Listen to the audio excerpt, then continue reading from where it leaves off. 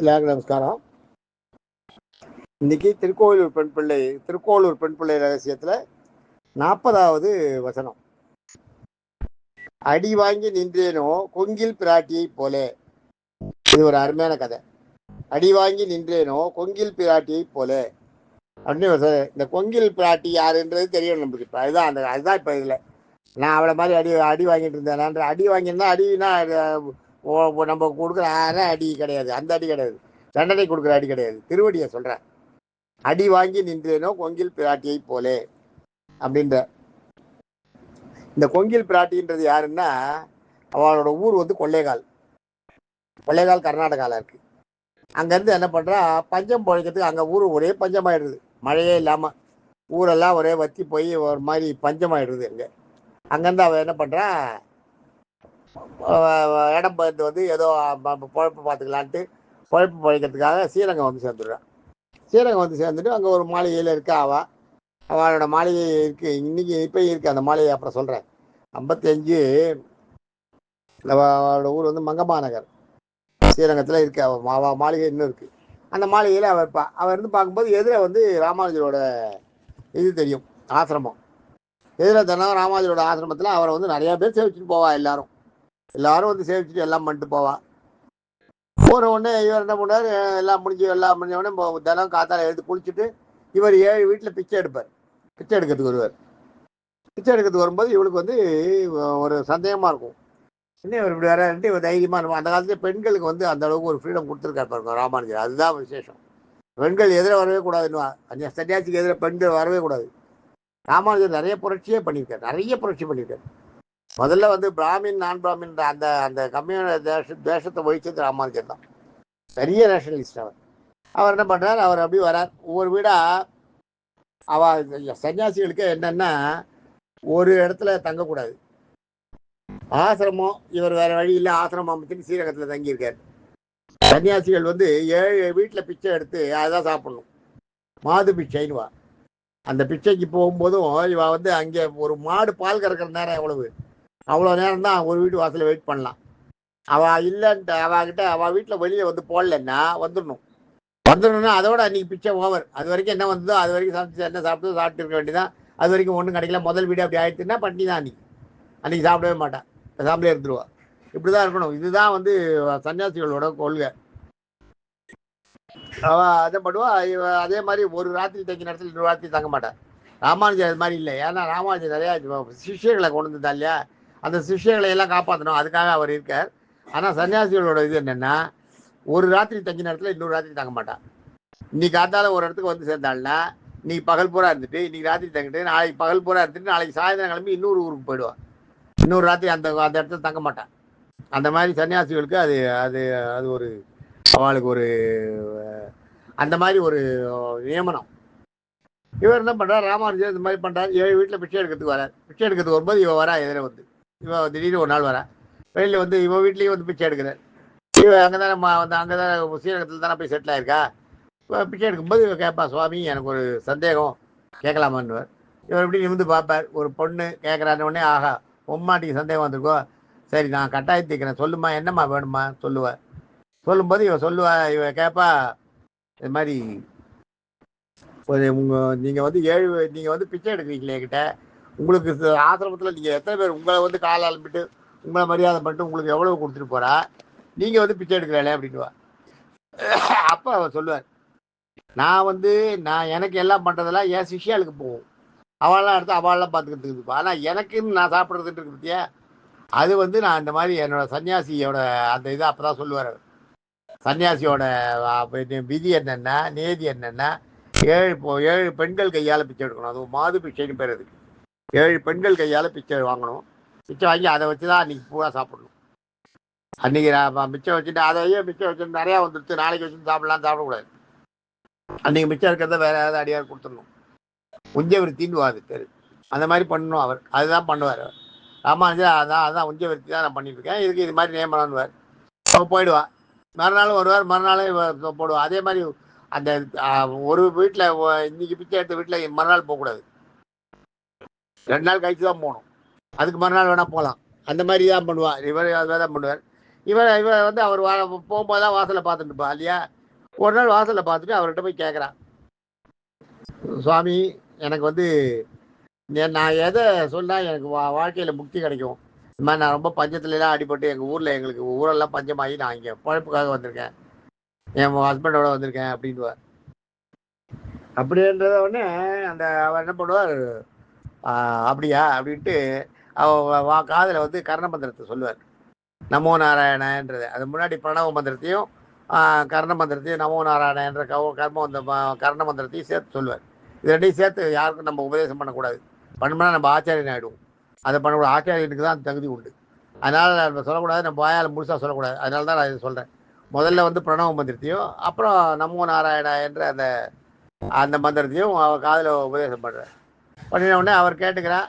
அவர் கேட்டின உடனே பரவாயில்ல, இவர் வந்து எப்படின்னா இப்படி கூட ஒரு பொம்மநாட்டி கூட இது மாதிரி இருக்காளே அப்படின்னு இவர் அந்த மந்திரத்தை உபதேசம் பண்ண உடனே அவன் ஊரில் மழையெல்லாம் பெஞ்சு போய ஆரம்பிச்சிடும். நஷ்டு வீஷமாயிடும், நாடு நன்னாயிடும், அவன் ஊரெல்லாம் நன்னாயிடும். உடனே இவன் என்ன பண்ணுவா, மறுபடியும் இன்னொரு நாள் வருவார் பாருங்க. வரும்போது மறுபடியும் கேட்பா அவர்கிட்ட, எனக்கு மறுபடியும் அந்த மந்திரத்தை உபதேசம் பண்ணுவார், எனக்கு மறந்து போச்சுன்னுவார். மறுபடியும் அவர் பண்ணுவார். மறுபடியும் உபதேசம் பண்ண உடனே கேட்டுப்பா, மறந்து போச்சுன்றதை கேட்கறதுக்கும் ஒரு தைரியம் வேணும்ல.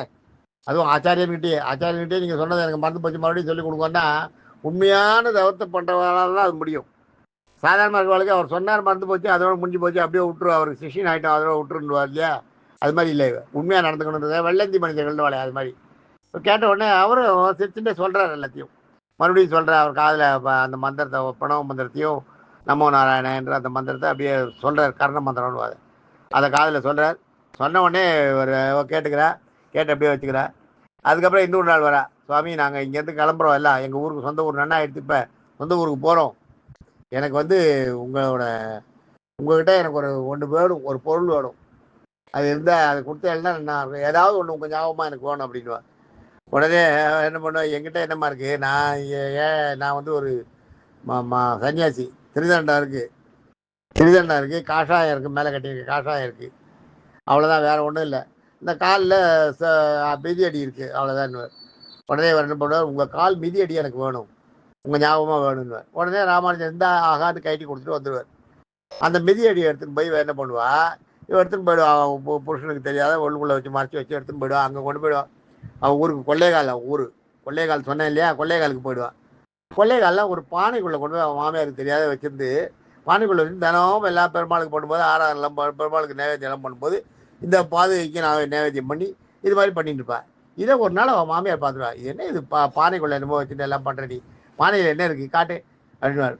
பானையில் காட்டும்போது பார்த்தா இவன் பார்க்கும்போது உள்ள பாதுகை தெரியும், அவன் மாமியார் பார்க்கும்போது ஒரு பாம்பு சீரும் உள்ளேருந்து.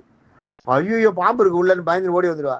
இல்லையே பாதுகை தானே இருக்குன்ட்டு உள்ளேருந்து கையை விட்டு பாதுகை எடுத்து காட்டுவா. இவன் காட்டின உடனே அவளுக்கு ஆகா இது ஏதோ இது இருக்குது அப்படின்னு புரிஞ்சிடும். இவர் பாதுகை கிட்ட வந்து விசேஷம் இருக்குது பண்ணினா அவன் விட்டுறா, சரி நீ பண்ணுன்னு விட்டுறா. இப்போ அவளும் பூஜை பண்ணுறா, அதை பாதுகையை பூஜை பண்ணிட்டு வரா.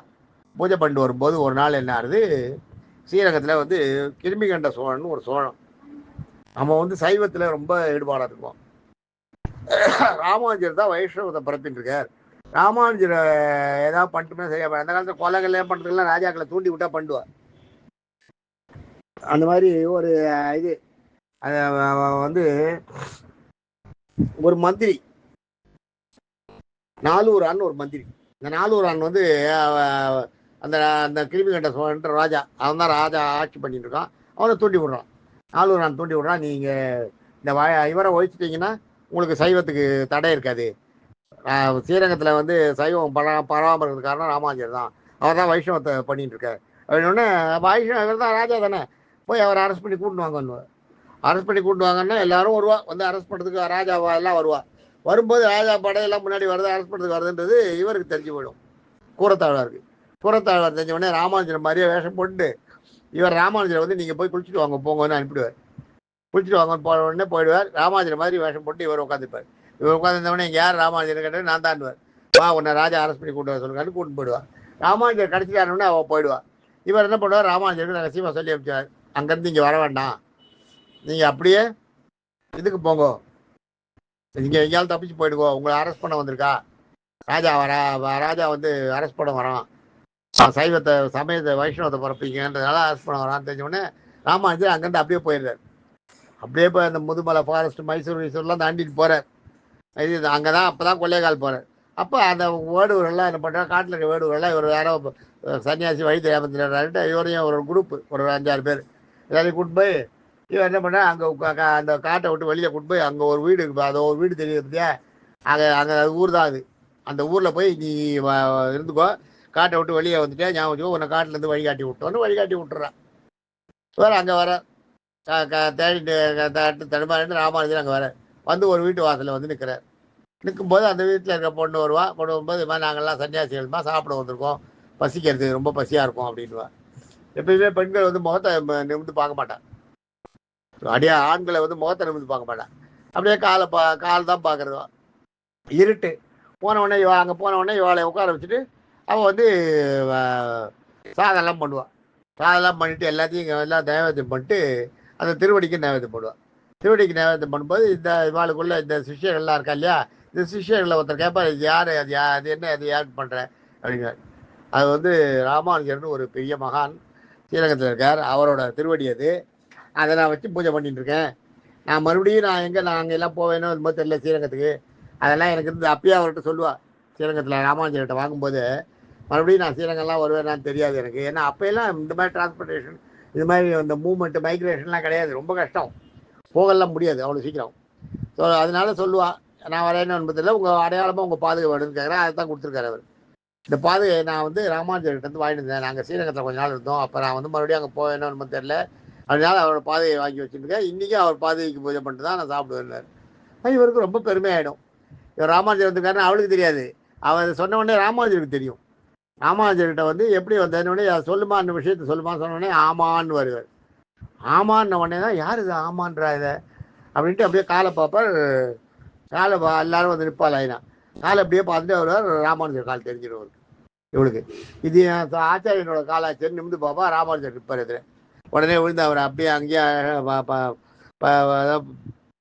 சாஷ்டாங்கமாக சேவிக்கூடாது, பஞ்சாங்கமாக சேவிச்சுட்டு அவர் ராமானுஜர்கிட்ட எல்லாம் பண்ணுறார். அவர் வந்து அந்த ஊரை விட்டு போகிற வரைக்கும் கொள்ளைக்கால் தாண்டி அதுக்கப்புறம் தான் அவர் மைசூருக்கெல்லாம் போகிறார். போய் அந்த மேல்கோட்டை கோவில் இது பண்ணுறது அதெல்லாம் அப்புறம் போகிற வழியில் இது கொள்ளைக்கால் தங்கிட்டு போகிறார். கொள்ளைக்காலில் இருக்கிற வரைக்கும் அவர் வீட்டில் தான் சாப்பிட்றார், அவர் வீட்டில் தான் இருக்கார், எல்லாம் பண்ணுறார். அவள் பேர் என்னென்னா சுமதின்னு பேர். அவள் ஆக்சுவலாக அவள் பேர் ஒரிஜினல் பேர் வந்து சுமதி. அவள் வந்து அவள் கொங்கில்ன்றது அவளோட வம்ச பேர், அந்த பட்டம் கொடுத்துப்பாள்ல அது மாதிரி. கொங்கிலாச்சார்னு அவரோட புருஷன் பேர், கொங்கில் பிராட்டின்னு அவள் பேர். அவள் ஊர் ஜமீன், அவள் நன்னா இருந்தவா. ஒரு காலத்தில் ஜன்னா இருந்து மறுபடியும் ஒன்றும் இல்லாத போய் மறுபடியும் ராமானுஜரோட கிருபையால் ராமானுஜருக்கு வந்து அன்னம் இட்டதுனால, அன்னம் பிட்சை இட்டதுனால, மாது பிட்சை இட்டதுனால அவள் ஊரில் எல்லாம் நன்னாகி சுகமாகி மறுபடியும் ஊருக்கே வந்துடுறான். அந்த மாதிரி இன்றைக்கும் அவள் அது மாதிரி பண்ணி அவரை அனுப்புகிறா. இன்றைக்கும் போனீங்கன்னா ஸ்ரீரங்கம் போனீங்கன்னா ஸ்ரீரங்கத்தில் மங்கம்மா நகர் 55வது நம்பர் வீடு அவளுக்கு. கொங்கிலாச்சான் திருமாளிகைன்னு இருக்கும். இவர் என்ன பண்ணுறா, அப்புறம் இவர் வீட்லேயே இருந்தப்ப இவர் இருந்தப்ப அவள் பிள்ளைகளுக்கெல்லாம் அவள் வம்சத்துக்கெல்லாம் சமாசனம் பண்ணி வச்சு, அவன் புருஷனை நல்வழிப்படுத்தி அவனுக்கு சமாசனம் பண்ணி வச்சு, கொங்கிலாச்சான் வந்து முதல்ல அவ்வளோ ஈடுபாடு இல்லாமல் இருந்தான்.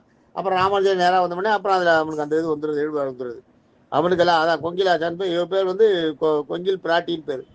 பிராட்டின்னா அவரோட ஒரிஜினல் பேர் சுமதி, ஆனால் பிராட்டின்னு தான் சொல்லுவாங்க. அதுதான் இவர் சொல்கிறாரு இங்கே, அடி வாங்கி நின்றேனோ கொங்கில் பிராட்டி போலேன்னு சொல்கிறாரு. அதுதான் சொல்கிறேன். இன்றைக்கே நீங்கள் போனீங்க ஸ்ரீரங்கத்தில் 55 மங்கம்மா நகர், இன்னைக்கு இப்போ போனால் கூட இருக்கும். அங்கே போனீங்கன்னா இந்த ராமானுஜரோட பாதுகை அங்கே இருக்குது, ராமானுஜர் வச்சு பூஜை பண்ண பாதுகை இருக்குது. அது மாதிரி அவர் வந்து அந்த அவர் பூஜை பண்ண நரசிம்மர், ராமானுஜர் வந்து ஒரு நரசிம்மர் வச்சு பூஜை பண்ணிக்கார். அந்த நரசிம்மரும் அங்கே இருக்குது. அந்த கொங்கிலாச்சாரன்கிட்ட கொடுத்துட்டு போயிடுறாரு, கொங்கில் பிராட்டிக்கிட்ட இந்த நரசிம்மரை வச்சு நீ பூஜை பண்ணிட்டு அவர் அங்கேருந்து கிளம்பும்போது, கொள்ளைக்காலேருந்து கிளம்பும்போது அந்த நரசிம்மரை கொடுக்குறாரு. அந்த நரசிம்மர் அப்புறம் வந்து இவளுக்கு அவள் புருஷனுக்கு சமாதானம் பண்ணி வச்சாரு. இன்றைக்கி அவள் கொங்கிலாச்சாரன் வந்து ஒரு ஆச்சாரியனை ஆக்கியிருந்தார். 71 பேரை அவர் ஆச்சாரியனை நியமிக்கிறார். அந்த 71 பேரில் கொங்கிலாச்சானும் ஒருத்தர். அவளுக்கு சமாசனம் பண்ணி வச்சார். அந்த கொங்கிலாச்சானுக்கு சமாசனம் பண்ணி வச்ச அந்த சங்கு சக்கரத்தை அவர்கிட்ட கொடுத்து, இப்போ நீ ஒரு அடியாராக நியமிக்கிற, இனிமேல் நீ வந்து என்னுடைய அடியாரா என் சார்பில் இருந்து நீ எல்லாருக்கும் இது பண்ணு, வைஷ்ணவத்தை பரப்புன்னு சொல்லி கொடுத்துட்டு போகிறார். இன்றைக்கும் கொங்கிலாச்சான் சன்னதியில் இன்றைக்கி நீங்கள் அங்கே போனீங்கன்னா உங்களுக்கு இதெல்லாம் உண்டு. இந்த சமாசனம் எல்லாம் பண்ணி வைப்பா, எல்லாம் உண்டு. அது ஒரு ஆச்சார சன்னதி. இன்றைக்கி நீங்கள் கொங்கிலாச்சான் போனீங்கன்னா 55 மங்கம்மா நகர் ஸ்ரீரங்கத்தில் போனீங்கன்னா இன்றைக்கும் மத்தியானம் திருவடி எல்லாம் இருக்குது. திருவடியை நம்ம தலைமையில் வைப்பா, ராமானுஜ திருவடியை நம்ம தலைமையில் தாங்கலாம். தலைமையில் வைக்கிறதுக்கு அந்த பாக்கியெல்லாம் கிடைக்கும் அங்கே போனால். சங்கு சக்கரம், அந்த அவளுக்கு ராமானுஜர் பண்ணி வச்ச சமாசனம் பண்ணி வச்ச அந்த சங்கு சக்கரம், அப்புறம் நாகாபாஜரை வச்சு பூஜை பண்ண நரசிம்மர் இன்றைக்கும் அந்த கோவிலில் இருக்குது. இதெல்லாம் இருக்குது, இதெல்லாம் பார்க்கலாம். இதைத்தான் திருக்கோவில் பெண் பிள்ளை சொல்கிறேன். அடி வாங்கி நின்றேனோ கொங்கில் கொங்கில் ஆட்சி போலே அப்படிங்கிற, கொங்கில் ஆட்சியர் போலேன்ற. கொங்கில் ஆட்சி போல அவ்வளோ மாதிரி நான் அடினா திருவடி, இந்த இடத்துல அடினா அடி வாங்கிட்டு இருக்கேன், அரை வாங்கிட்டு இருக்கிறது இல்லை, திருவடியை வாங்கி கையில் வச்சுட்டேனோ அவ்வளோ மாதிரி நான் அதான் பண்ணேன்னா அந்த திருவடிக்கு பாதுகைக்கு, ராமானுஜரோட பாதுகைக்கு நான் பூஜை பண்ணியிருக்கேனா அப்படின்னா. இவரை பற்றி தான் சொல்கிறா. இவர் தான் ராமானுஜர்ன்றது அவளுக்கு தெரியல, திருக்கோளூர் பெண் பிள்ளைக்கு தெரியல. அவன் என்ன சொல்கிறா, இவர் தான் ராமானுஜர் தெரியல. இவர் சொன்ன உடனே இவரோட கதையே இவருக்கே சொல்கிறா. அவன் இந்த இடத்துல இவரோட கதையே, இவரோட பாதுகை ராமானுஜரோட பாதுகையை வச்சுட்டு கொங்கிலாச்சி பூஜை பண்ணாலே அது மாதிரி நான் அதான் பண்ணேனான்டுவா. இவர் தான் ராமானுஜன்றது அவளுக்கு தெரியல. ஆக என்ன இந்த பொண்ணு எவ்வளோ டீப்பான விஷயங்கள்லாம் தெரிஞ்சு வச்சுருக்கான்னு அவருக்கு ரொம்ப சந்தோஷமாயிட்டு இன்னும் சொல்லுன்னுவார்.